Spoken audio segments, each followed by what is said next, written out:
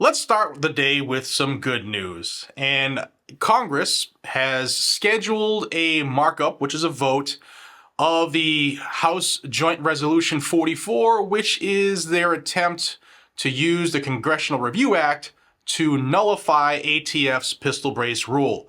Before I jump into that, I want to obviously thank the sponsor of the video. That's Blackout Coffee. Guys and gals, we at Blackout Coffee are so grateful for your support over the last 4 years as we continue to grow. We know it's because of you, the viewer, who enjoys our product, shares our product, and I love you for it. blackoutcoffee.com/GNG is where you can get our coffees, teas, and hot chocolates. We are a huge supporter of the Second Amendment, obviously. We also send coffee to our troops overseas, and we do a lot of other good work in the gun community too by donating a lot of money to like Firearms Policy Coalition, Gun Owners of America. By buying their roast, you can help donate to them as well.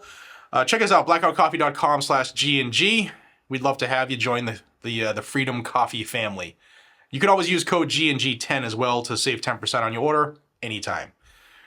All right, let's talk about this attempt to nullify ATF's pistol brace rule. But before we jump into it, I think it's important that everybody knows what the Congressional Review Act actually is. The Congressional Review Act is a law that was enacted by Congress, and it was signed into law by Clinton. And the law empowers Congress to review, by means of an expedited legislative process, new federal regulations issued by government agencies and by passage of a joint resolution to overrule a regulation. Once the rule is thus repealed, the Congressional Review Act also prohibits the reissuing of the rule in substantially the same form or the issuing of a new rule that is substantially the same unless the reissued or new rule is specifically authorized by a law enacted after the date of the joint resolution disapproving the original rule. And Congress has a window of time lasting 60 legislative days to disapprove of any given rule by simple majority vote. Otherwise, the rule will go into effect at the end of the period. Now, we're talking about ATF's proposed pistol brace rule, and we know we're in the middle of that 120-day period where they say, come join us, register your items that we're already telling you you're a felon for having, and we won't charge you that $200. We swear, and you'll be indemnified. Well, this is their attempt. This is the House's attempt to stop it. There was also one submitted in the Senate, so that process is going as well. However, yesterday, late in the afternoon, the House Judiciary Committee scheduled the markup of this joint resolution, 44.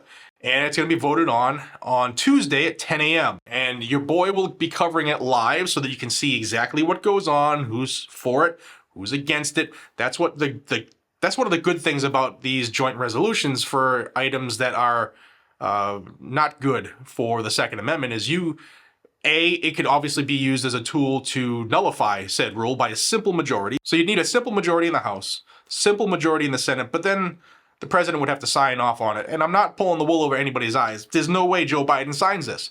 But what it does do is it provides the gun community, us, we the people, the major gun groups who are actually out fighting this, it provides them the tools necessary to target those who support this, whether it's by voting them out, putting money against them in new campaigns, getting more people to primary them, and other pressures that they can apply in Congress.